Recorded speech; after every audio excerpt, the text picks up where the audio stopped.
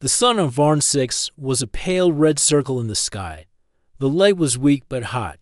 Dry wind moved across the rocks and cracked land. There was no life around, no sound either. Just heat and silence. Suddenly, the silence broke. A long shadow crossed the sky. A human scout ship, blackened and broken, came down fast. It hit the ground with a loud crash. Metal tore against stone. Smoke and dust rose high into the air. The ship had been attacked. It was barely holding together nearby. A small group of alien scavengers watched the crash from a sand-covered ridge.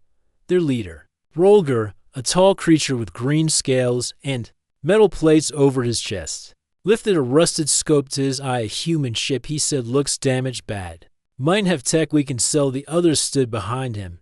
There was Merg, the short one with 6 arms, and Beln, the silent one with heavy armor. There were 3 more in their group, each armed with tools, weapons, and energy nets. They moved quickly toward the crash site. Their crawler vehicles roared across the desert. The smoke led them like a trail. Within 10 minutes, they reached the broken ship. It looked like it had fallen from a great height. One wing was torn off. The hull was dented and black.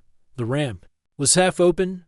No sign of movement inside. Rolger raised his claw and gave the order to move in. Merg used a scanner. 1 life sign, faint. Might be unconscious, Merg said. They stepped into the wreck, weapons ready. The lights inside the ship flickered. The floor was covered in ash and broken panels. Sparks jumped from the walls. Then they saw her sat against a wall, one hand resting on a broken pipe. Her armor was smooth and silver, covered in dust. Her helmet had no visor, just a dark surface that reflected nothing. No name, no mark. Nothing human about the outside. Beln stepped closer and raised his blaster before he could say a word. The figure stood up. Her movements were slow but strong. The armor hissed quietly. Her hands stayed at her sides. Rolger stepped forward. He gave a small smile. Human, you will give us the ship. You will give us the tech. You will not fight. That armor won't save you. There was no answer. Pointed his blaster at her head. Speak, or we take what we want. She did not raise her weapon. She did not move back. Instead, she tilted her head slightly. Then her voice came through the helmet speaker. Calm and low. You'll regret seeing me. Rolger laughed.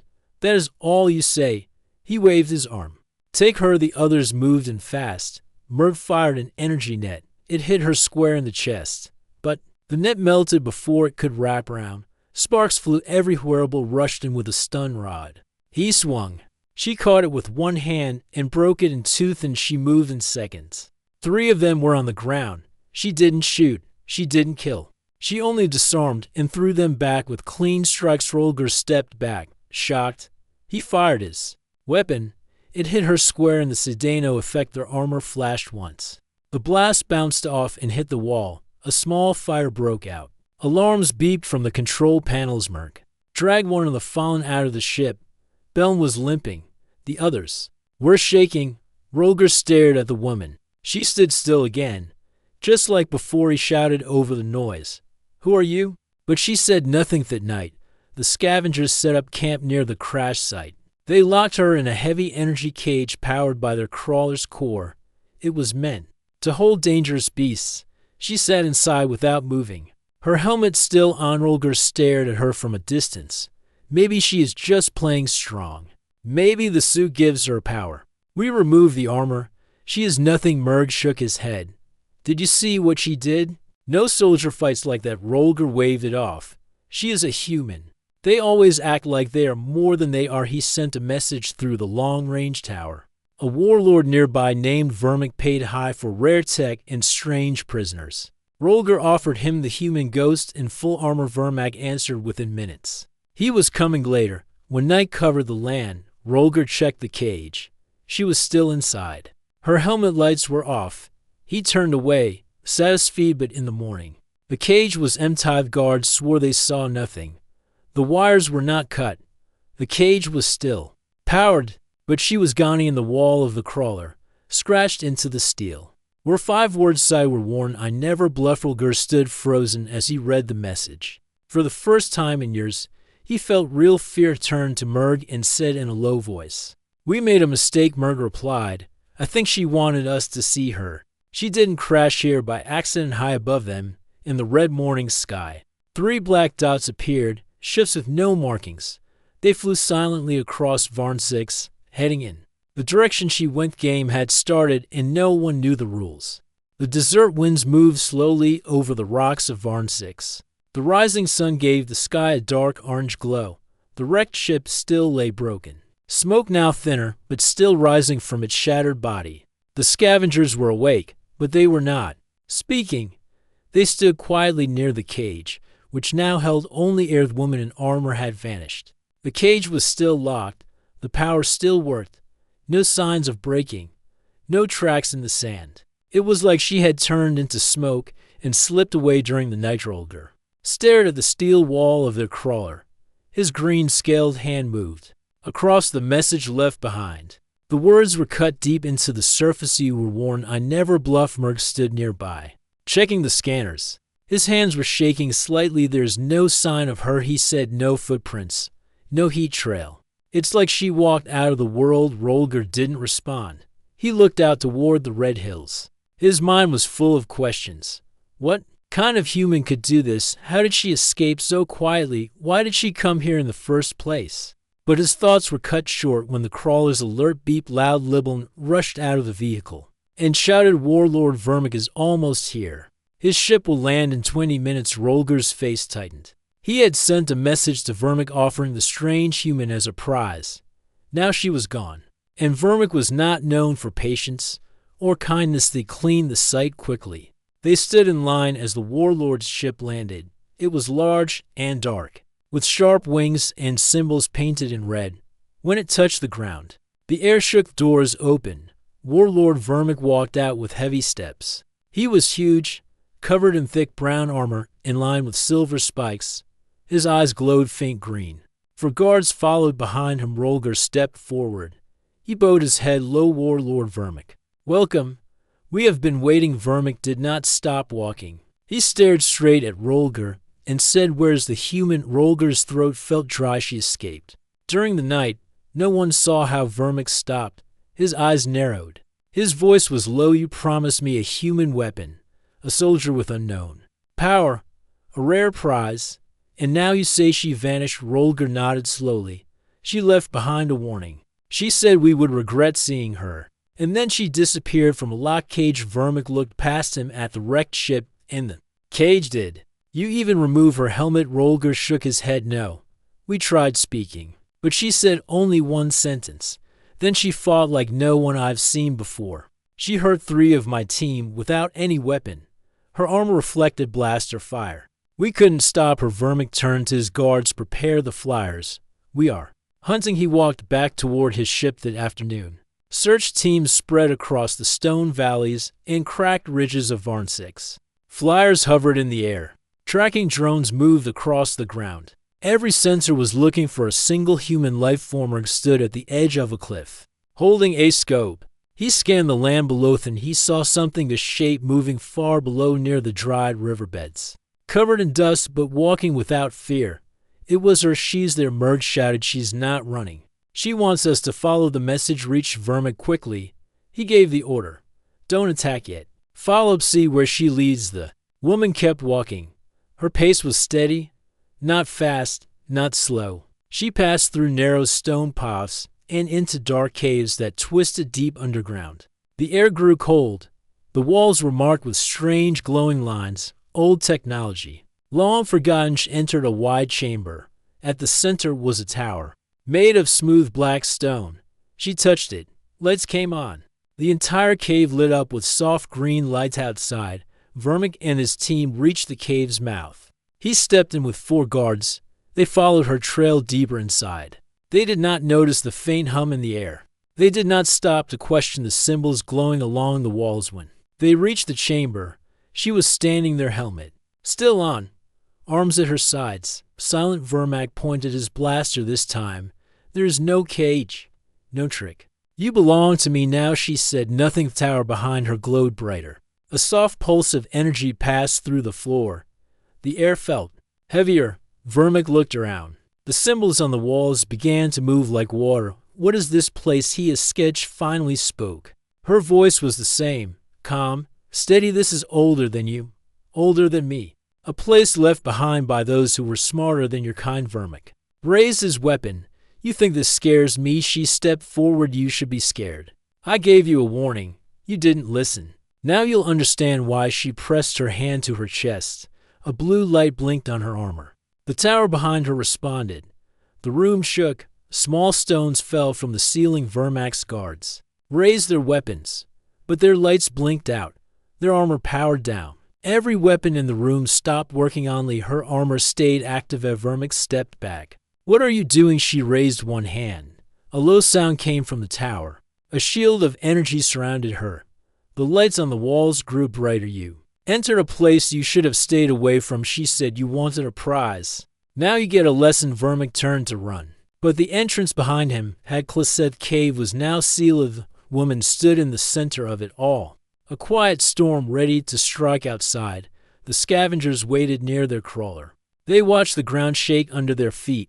The sky above them turned darker. Merg looked at Rolger. I don't think we're hunters anymore. Rolger did not reply. His eyes were locked on the hill. She had let them see her. She had let them follow her. And now they were the ones trapped. The message had been clear from the beginning. You'll regret seeing me. The caves of Varn-6 remained silent after the quake. No one came out. The entrance to the ancient chamber had sealed itself completely. Not a single sound came from inside. Darrelger and the scavengers waited near their crawler. They stared at the cliffside, expecting someone to return. But the hours passed, and nothing happened. Merg looked nervous.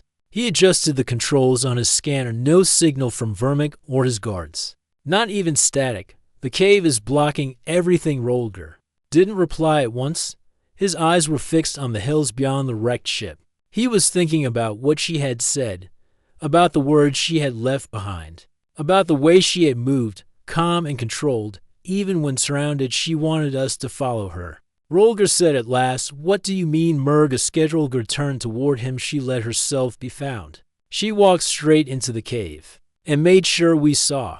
That chamber was waiting for her, and we just helped her reach it. The others stood in silence. Beln stepped forward, his legs still wrapped from the fight. Should we leave? Rolger looked back at the cliff one more time. No. We need to find out what she's doing. And we're not the only ones watching anymore. He pointed to the Sky 3 ships. Had appeared above the horizon. They flew in silence. No symbols, no visible weapons. Just smooth dark surfaces that reflected the sunlight like mirrors. They weren't scavenger ships. They weren't from Vermac's fleet. They were human. Far below, inside the sealed chamber. She stood at the center of the energy tower. Her helmet was still on. Her hands rested gently on the stone surface. See the lights around her pulsed softly. Streams of information moved across the floor, and walls like rivers of light. Her voice echoed in the empty room. System restore complete. Signal channel open. Begin uplink to Terran command. A clear voice answered through her helmet. Uplink confirmed. You are out of hibernation. Status active. You were thought lost. Confirmed survival. I am alive. She said, but Varn-6 is not empty. Local powers are gathering. Hostile actions confirmed. I need extraction. I also need time. The voice paused. Extraction en route. Fleet dispatched. 17 hours to arrival. Delay enemy movement until then. She looked at the wall. A map appeared, not just of the cave, but the entire region. Energy lines ran under the surface. Old structures buried deep beneath rock and sand. This moon is a key, she said softly. They don't know it yet, but they will. Outside, the 3 human ships dropped closer to the ground. One opened a hatch. A scout drone launched from underneath and began scanning the air. Olger and his group watched from cover. Merg whispered, "They're not here to fight. They're here for her." Rolger nodded. "They've been searching for something. Maybe her. Maybe this place. Either way, we're in the middle now." Suddenly, his communicator beeped. It was a short message. Not from Vermic. Not from any scavenger. Channeled voice was calm, clear. "Female, you're still nearby. That's good. I'll need a witness. Don't try to run. You'll be protected. But if you interfere again, I won't repeat myself." The message ended. Everyone froze. "She's watching us," Beln whispered. "More than that," Rolger said. "She's using us in the chamber. She walked toward the far wall. The stone opened, with a hiss, revealing a stairway that led down into deeper tunnels. As she stepped inside, the lights followed her. The walls closed behind these lower tunnels were different, colder. The air was filled with static. Broken machines lined the path, all silent for ages, but when she passed them, they came back to life. Soft blue lights flickered on. Screens blinked. Energy flowed again for the first time in thousands of years. Reached the bottom of the path. A wide room opened before her. At the center stood a round platform surrounded by 6 tall metal arms. It was a memory core, built by humans long ago when Earth still sent explorers across the stars. Stepped into the center, begin archive access. She said a voice answered. This one was older, slower accessing. Welcome back, Unit Mira. Status, semi-dormant for 94 years. Awaiting instructions. Show me local colony data. Varn 6. Last recorded activity. The screens around her showed flashes of old footage. Human engineers building outposts. Children running through metal corridors. Greenhouses under glass. Laughter. Science. Life, then silence. Then fire. An alien fleet. Bombing. Screams. Buildings collapsing. Everything lost. End of Terran activity. Recorded year 3671. Cause. External invasion. Defense systems failed. Colony abandoned. Mira stood in silence for a moment. Her helmet tilted slightly as she watched the last images fade. Activate defense net. Set perimeter alerts. Wake all remaining systems. And send the final message to the fleet. Message content. Required. She paused, then she spoke in a slow voice. Target is Varn 6. Status. Critical. Terraform core must be protected. Enemy forces approaching. I am still in control. I will hold the line. Message sent. She turned and left the chamber. Above the ground, the scavengers had moved back to their crawler. They watched the human ships land one by one. Soldiers in black suits stepped out. They didn't speak. They didn't aim their weapons. They simply formed a line near the base of the hill. Only of them approached Rolger. He removed his helmet. His face was calm. You were the first to make contact. He said that means you'll be allowed to leave. But you will say nothing. You will not return here. This place is now under human command. Rolger nodded slowly. What is she? The soldier didn't answer right away. Then he said, she's not a soldier. Not anymore. She's something older. She was made to stop wars. But she only wakes when we're close to losing. He turned and walked away. The sun on Varn 6 was beginning to fall again. Shadows stretched long across the land, somewhere below the surface. Mira moved through the tunnels of an ancient place, built by forgotten hands. She was alone, but she wasn't finished. Enemies were coming. She had 17 hours, and that was all she needed. What had once looked like a dead desert moon was now something else. Beneath the cracked land, ancient machines were waking up. Quiet towers, buried for years, now hummed with power. Invisible signals moved across the ground like ripples in water. Mira stood at the center of it all. Inside one of the deep tunnels, her armor glowed softly. She had finished unlocking the first defense layer of the moon. It was only the beginning. She checked the map again. Several red dots appeared. They were moving fast, closing it from the North Hills. Scanners confirmed multiple hostiles, said the system in her helmet. Estimated time to contact, 20 minutes. Mira turned and began walking. Her steps were slow but certain. The tunnels opened before her like they knew her path. Lights followed her. Air flowed gently through old vents. Everything around her was obeying her. Now above ground, the enemies came closer. They were not from Rolger's group or Vermac's army. These were new. Another warlord had heard the signal. He sent 10 hunting flyers and a small army to take the strange human. Before anyone else did, our commander, a tall red-skinned warrior named Carvin, stood at the front of the lead flyer. He watched the land through a cracked screen. She's alone, he said, trapped underground with nowhere to run. Find an opening. Send the drones, and first the flyers reached the cliffs above the tunnels. Drones flew down through gaps and cracks. Cameras scanned the stone, searching for movement. Soldiers waited outside with weapons ready. One of the drones saw her. She's in a wide tunnel, no weapon in hand. Moving away from us, the drone pilot said. Carvin grinned. She's running. She knows we found her. Seal the exits. Prepare to catch her alive. What they didn't see was the line of blue lights. Blinking along the tunnel wall, Smira reached the end of the passage and stepped into a large circular room. At the center stood 6 tall structures, smooth black, towers like standing stones. They began to glow as she approached. Edge raised her hand. Activate perimeter trap confirmed. The system replied, trap net set. Lure activated. She turned around and walked slowly back into the tunnel, just fast enough for the drones to follow. Her footsteps echoed softly outside. Carvin's team watched her on the screens. She's coming toward our position, the pilot said, still alone. She doesn't seem afraid. Carvin narrowed his eyes. Something is wrong. Why would she come back out now? She might be signaling for help. One of the soldiers guessed. Carvin didn't agree. He stared at the path she was taking and clenched his jaw. No, she's leading us into something. Be careful. Send 3 squads down. Hold the others at the top. 3 squads entered the tunnel. They moved quickly but carefully. Lights on their helmets cut through the darkness. They followed the drone's signal. Soon, they saw Mira stood still in the middle of the tunnel. She faced them with both hands at her sides, her helmet's black surface reflected their light. Carvin's voice came through their earpieces. Surround her. Take her alive. Don't fire unless she resists. The squads moved in, forming a circle. Mira did not move. The leader stepped closer and raised a scanner. You are surrounded, he said. Remove your helmet. Surrender now. Mira tilted her head slightly. Her voice was calm. You walked into my shadow.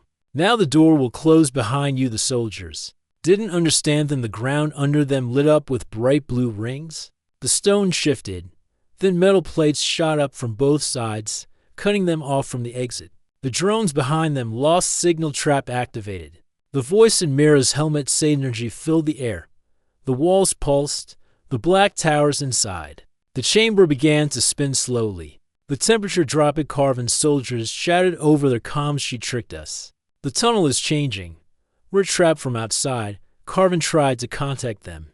Nothing came back. No sound, no image. Only silence inside the trap zone.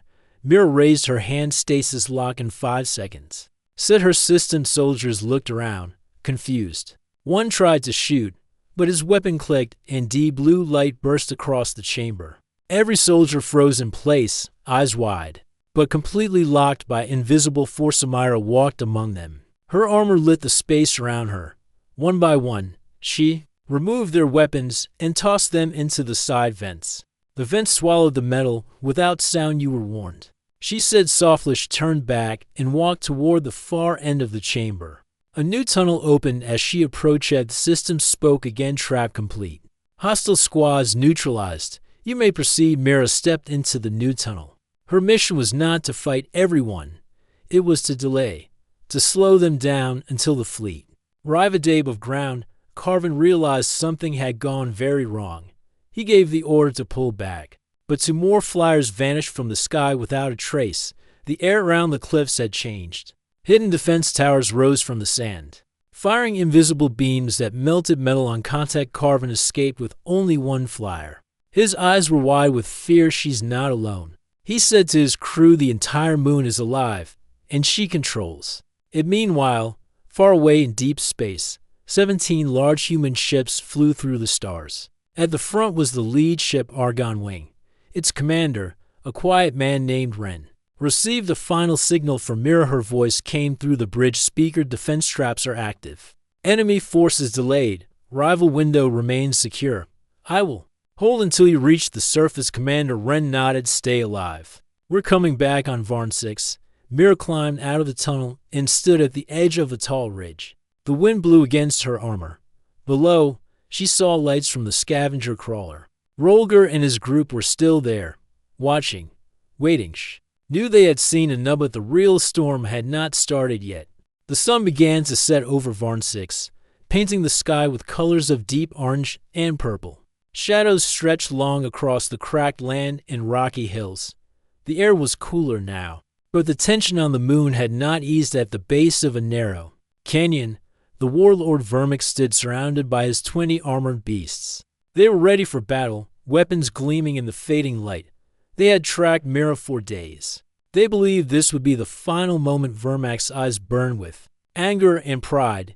He had hunted many rare creatures and captured many fighters. But this woman who wore a strange silver armor, had slipped away too many times. She cannot hide forever, he growled. We will end this tonight, his beasts roared in agreement.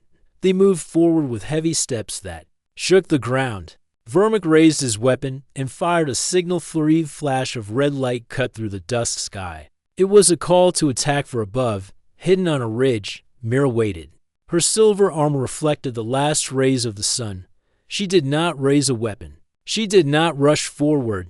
Instead, she watched calmly as the warlord and his army entered the canyon. When the beasts were deep inside, Mira stepped forward slowly. She carried no weapon, only the quiet power of her armor and the confidence in her eyes. Vermax saw her and shouted, "At last, remove that helmet and face me." The army stopped, a silence. Felmire took a deep breath and lifted her hands to the sides of her helmet. Slowly, carefully, she pulled it off for the first time. Her face was singed, was not like the stories told by the scavengers. She was not a monster. Her skin was smooth and pale, marked only by a thin scar across her left cheek. Her hair was dark and tied back neatly, but her eyes were what held everyone's attention. They were deep blue, shining brightly like stars. There was something in them, something old and powerful that no one could explain. Vermax stared for a long moment. His breath caught in his throat and Mira spoke. Her voice calm, but filled with strength. You were warned not to look suddenly. The air around Vermic began to shimmer. His legs grew weak. The canyon walls seemed to close in. His beast warriors gasped and stepped back in fear. Vermic tried to speak, but could only manage a low scream. His eyes filled with pain and confusion. Mira took one step closer. The blue light from her eyes grew brighter. It spread from her to the ground, to the rocks, to the air itself. The warlord fell to his knees. His armor cracked and shattered. His guards fled without looking back. Mira replaced her helmet quickly. The glow faded. The air returned to normal. She whispered, "I told you not to look." The canyon was silent except for the wind moving through the rock shy above. Rolger and the scavengers watched from their hidden place. They had seen everything. They had never seen such power before. Fear filled their hearts. She is not just human, Rolger said softly. She is something else, something beyond our understanding. Murg nodded. We should leave before she notices us. Beln stayed quiet, eyes wide. Meanwhile, Mira moved away from the canyon. She walked steadily toward the ancient tunnels beneath the moon. Her mission was far from over. Back at the sealed chamber, she activated the memory core once again. Images of Earth's past flashed before her eyes. Old wars, lost colonies, and the promise of peace. Her mind held secrets passed down through generations of soldiers like her. She was built to protect, built to survive, built to fight when others could not. War was coming, and she was ready. The sky over Varnsix was no longer empty. Huge ships moved slowly through the thin atmosphere, casting long shadows across the rocky land below. The human fleet had arrived. Commander Wren stood on the bridge of the lead ship, Argon Wing, watching the moon grow larger in the view screen. He was a quiet man, with sharp eyes and steady hands. For years, he had waited for this moment. A voice came through the speaker. It was Mira's. Commander Wren, I am in position. The enemy forces are delayed. Defense systems are active. Extraction is ready when you arrive. Wren nodded to his crew. Prepare the landing teams. We will secure the perimeter and recover. Unit Mira outside. The human soldiers moved with precision and calm. They landed in well-armed vehicles and quickly set up a base near the ancient tunnels. Their suits were black and strong, built to handle any environmental gear, and his scavengers watched from a distance. They had followed the fleet's approach carefully, unsure whether to fight or flee. Now, fear and respect filled their hearts. They are not like us, Rolger said quietly. They have more power than anything we have ever seen. Murg agreed. They are here for her, and she is ready. Inside the tunnels, Mira prepared herself. She checked her armor systems, ran diagnostics, and reviewed the defense maps. The moon's ancient technology was now fully active, working with her suit. Dark halls glowed with soft lights. The air was cool and clean. She could hear faint sounds from the surface: voices, engines, footsteps. Help was close. Suddenly, Her communicator beeped. "You need Mira," said the fleet's commander. "We are sending a transport to your location. Prepare for extraction in 10 minutes." Mira moved toward the elevator platform at the tunnel's end. The ancient machinery began to hum and come alive. Metal doors opened slowly as she stepped into the platform. She paused for a moment. The memory core behind her flickered. Images of past battles, lost friends, and distant planets flashed through her mind. She was not just a machine. She was a protector, a soldier made for this moment. The elevator rose quickly. When the doors opened, she stepped onto the landing zone. The human soldiers greeted her with quiet respect. Commander Wren approached and saluted. "Welcome back, Mira. We thought we had lost you." She returned the salute. "The mission is not over. Varn 6 is still under threat. The enemy is close. We must hold the line." Wren nodded. "We have the fleet. We have the weapons. Together, we will protect this moon." Outside, the skies were full of ships.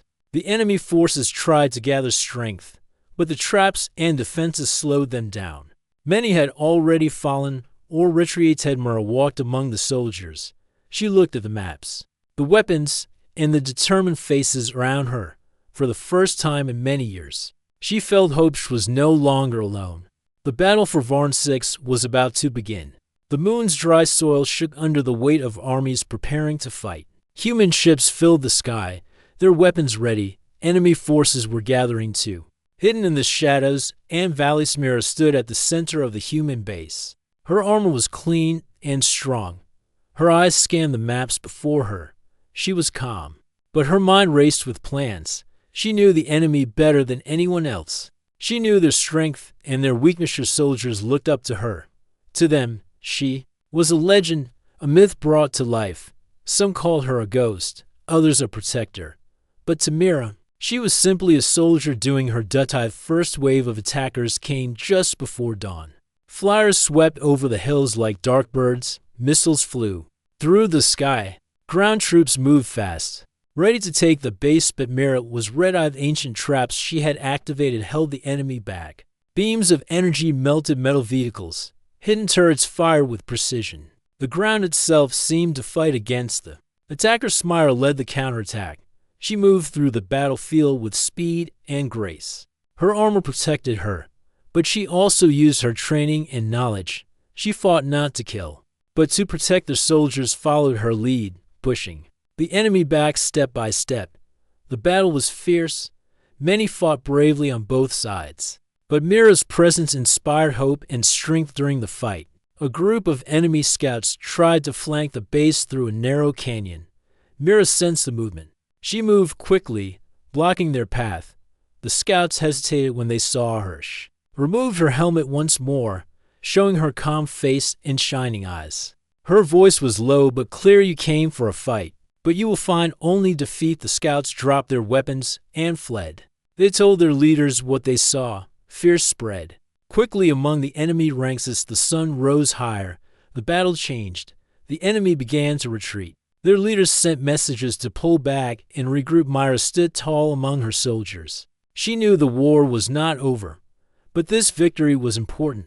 It showed that humans were strong, that they could fight even in the darkest times. Commander Wren approached her, smiling. "The fleet is secure. The enemy has been delayed. Your mission was a success." Mira nodded. "But this is just the beginning. Others will come. We must be ready." She looked toward the sky. The stars shone brightly over Varn 6. Somewhere out there, new threats waited. But she was not afraid. She was a protector, a soldier built for this fight, and everyone who had ever seen her without her helmet now understood the truth. He truly regretted it.